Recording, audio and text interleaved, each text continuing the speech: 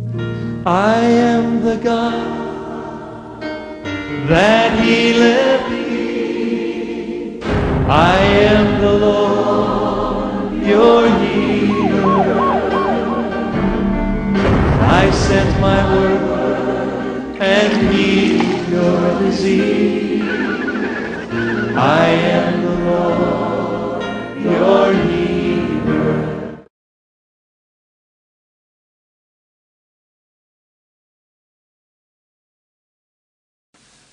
உங்கள் அனைவருக்கும் எங்கள் அன்பின் வாழ்த்துதல்கள். இந்த நிகழ்ச்சிக்கு உங்களை நாங்கள் கரங்கூப்பி வரவேற்கிறோம். இந்நாள் வரை இந்த ஊழியத்திற்கு நீங்கள் காட்டி வரும் அன்பிற்காகவும் நீங்கள் ஏறெடுக்கும் ஜெபத்திற்காகவும் நாங்கள் கர்த்தரை ஸ்தோத்திரிக்கிறோம். எங்களோடு கூட கடிதம் மூலமாகவும் இமெயில் மூலமாகவும் டெலிஃபோன் மூலமாகவும் தொடர்பு கொண்ட ஒவ்வொரு சகோதர சகோதரிகளுக்காக நாங்கள் ஆண்டவரை ஸ்தோத்திரிக்கிறோம். எங்களோடு கூட நீங்கள் பகிர்ந்து கொண்ட உங்கள் ஜெப விண்ணப்பங்களுக்காக நாங்கள் பாரத்தோடு ஜெபித்து வருகிறோம். தொடர்ந்து எங்களை உங்களுடைய ஜெபத்தினாலும் அன்பினாலும் தாங்கும்படி அன்போடு கேட்டுக்கொள்கிறோம். இந்த நாளிலும் கூட சிலுவையின் மேன்மையை குறித்து தியானிக்க இருக்கிறோம். ஜெபத்தோடு நாம் கர்த்தரை நோக்கி நாம் பார்ப்போம். ஆண்டவர் நம்மோடு பேசுகின்ற தேவன், நம்மோடு இடைப்படுகின்ற தேவன். இந்த நாட்களிலும் கூட சிலுவையின் மேன்மையை குறித்து கர்த்தர் நம்மோடு கூட இடைப்பட இருக்கிறார். ஜெபத்தோடு நாம் தியான பகுதிக்கு கடந்து செல்வோம். ஒரு பக்தன் இப்படியாக கூறினார், சிலுவையிலே பூத்த மலர்கள் என்று அவர் சிலுவையை தியானித்தார். சிலுவையின் மூலமாக வெளிப்பட்ட தெய்வீக நன்மைகளை அவர் இப்படியாக கூறினார். சிலுவையிலே பூத்த மலர்கள், முதலாவது மலர், முதலாவது பூ அன்பு என்கிற பூவை குறித்து அவர் கூறினார். ஆம், சிலுவையிலே நாம் காண்பது கர்த்தருடைய அன்பு.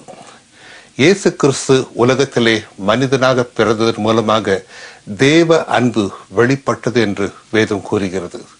உண்மைதான். இயேசு கிறிஸ்துவின் தாழ்மையான பிறப்பின் மூலமாக உலகத்தின் மீது அவர் வைத்திருந்த அன்பு வெளிப்பட்டது. ஆனால் சிலுவையிலே அந்த அன்பு பூரணப்பட்டது. சிலுவையிலே இயேசு கிறிஸ்துடைய தியாகமான அன்பை, மகத்தான அன்பு வெளிப்பட்டு பூரணப்பட்டது. சிலுவையிலே வெளிவந்த அடுத்த மலராக அந்த பக்தன் கூறினது மன்னிப்பு என்கிற பூ.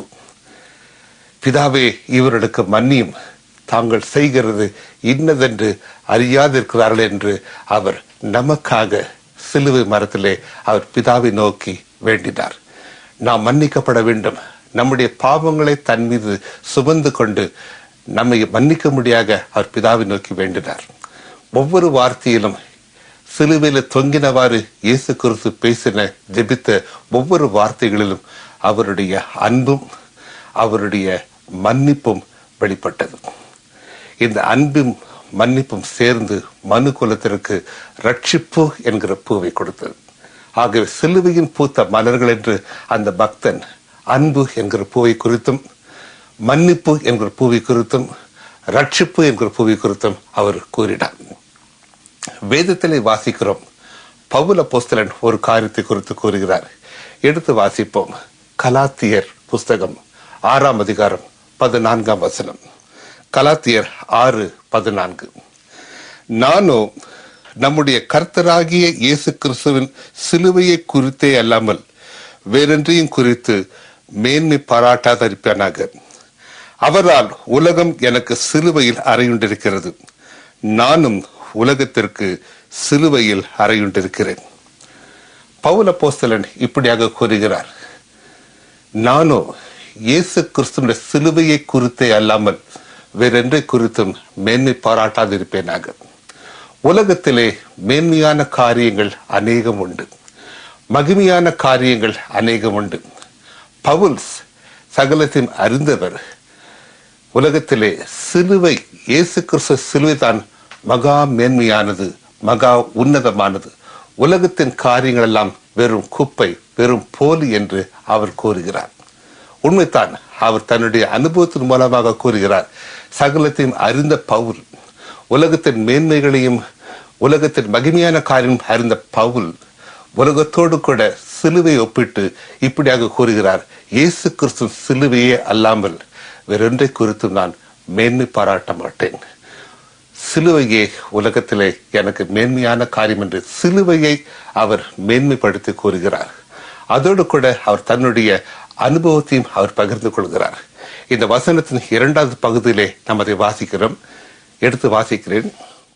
அவரால் உலகம் எனக்கு சிலுவையில் அறையுண்டிருக்கிறது, நானும் உலகத்திற்கு சிலுவையில் அறையுண்டிருக்கிறேன் என்று சிலுவையின் அனுபவத்தை அவர் கூறுகிறார். சிலுவையோடு கூட நான் இயேசு கிறிஸ்துவோடு கூட சிலுவையில் அறையப்பட்டேன். ஆகவே நான் உலகத்தில் வாழ்ந்து கொண்டிருந்தாலும் உலகத்தால் கரைப்படாத படிக்கு சிலுவை என்னை காத்துக் கொள்ளுகிறது என்று தன்னுடைய அனுபவத்தை இப்படியாக கூறுகிறார். சிலுவையின் மேன்மையை பவுல் கூறினதாம் கேட்டோம். தன் அனுபவத்தோடு கூட பவுல் சிலுவையின் மேன்மையை பற்றி கூறுகிறார். இன்றைக்கு நாம் காணும் இந்த உலகிலே சிலுவை மேன்மைப்படுத்தப்பட்டிருக்கிறது. இன்று உலகத்திலே சிலுவை ஒரு புனித சின்னமாக, ஒரு வெற்றியின் சின்னமாக, ஒரு புண்ணிய சின்னமாக காணப்படுகிறது. அநேகர் சிலுவையை போற்றுகிறார்கள், புகழுகிறார்கள், கொண்டாடுகிறார்கள். அநேக தேவாலயங்களிலே நான் பார்க்கிறோம், தேவாலயத்தின் உச்சியிலே சிலுவையை காண்கிறோம். சில சபைகளிலே சிலுவையை நாம் மையமாக நடுவில் வைத்து கொண்டாடுவதை நாம் காண்கிறோம். சில தேச கொடிகளிலே சிலுவையை காண்கிறோம். சில ராஜாக்களுடைய கிரீடங்களிலே சிலுவையை காண்கிறோம். அநேகர் சிலுவையை ஆபரணமாக அணிந்து கொள்கிறார்கள். அநேகரை அலங்கரிக்கும் ஆபரண சின்னமாக சிலுவை காணப்படுவதை நாம் உலகத்திலே நடைமுறையிலே காண்கிறோம். அநேக கிறிஸ்தவ திருமணங்களிலே புனித சின்னமாக சிலுவை வைத்திருக்கிறார்கள். திருமாங்கல்யத்திலும் திருமணங்களில் அணியும் மோதிரங்களிலும் கூட சிலுவை வடிவத்தை அவர் பொறித்து வைத்திருக்கிறார்கள். அநேக வீடுகளிலும் சிலுவை சின்னத்தை காண்கிறோம். சிலுவையை ஒரு பாதுகாவலின் சின்னமாக அநேகர் போற்றுவதை காண்கிறோம். சிலர் ஜெபிக்கும் பொழுது சிலுவை அடையாளத்தை நெற்றியிலே வரைந்து சிலுவையை இப்படியாக உலகம் முழுவதும் மேன்மைப்படுத்திக் கொண்டு வருவதை நாம் காண்கிறோம். ஆனால் 2000 ஆண்டுகளுக்கு முன்பாக ஆண்டவராகிய இயேசு கிறிஸ்து சிலுவையிலே அறையப்படுவதற்கு முன்பாக சிலுவையின் நிலை என்ன? சாதாரண 2 மரக்கட்டைகளால் உருவாக்கப்பட்ட சிலுவை கொலை கருவியாக, ஒரு பயங்கரமான கொடூர சின்னமாக, கொலை கருவியாக அது உபயோகப்படுத்தப்பட்டது. சிலுவையை காண்கிறவர்கள் அஞ்சுவார்கள், அருவருப்பார்கள், புறக்கணிப்பார்கள். சிலுவை ஒரு அவமானத்தின் சின்னமாக காணப்பட்டது. இயேசு கிறிஸ்து சிலுவையிலே அறையப்படுவதற்கு முன்பாக சிலுவை ஒரு ஈனமான சின்னமாக, மக்களால் புறக்கணிக்கப்பட்ட, வெறுக்கப்பட்ட சின்னமாக காணப்பட்டது. ஆனால் இயேசு கிறிஸ்து அந்த சிலுவையிலே அறையப்பட்டு அந்த சிலுவையின் மேல் ஒரு வெற்றியை, மனு குலத்துக்கு ரட்சிப்பை சம்பாதித்த பின்பு சிலுவையின் சின்னம் புனிதமாக கருதப்பட்டு வருகிறது. அந்த ஈனமான சிலுவையை இயேசு தன் கைகளில் எடுத்துக்கொண்டார். அதை தன் தோள்களிலே தூக்கி சுமந்தார்.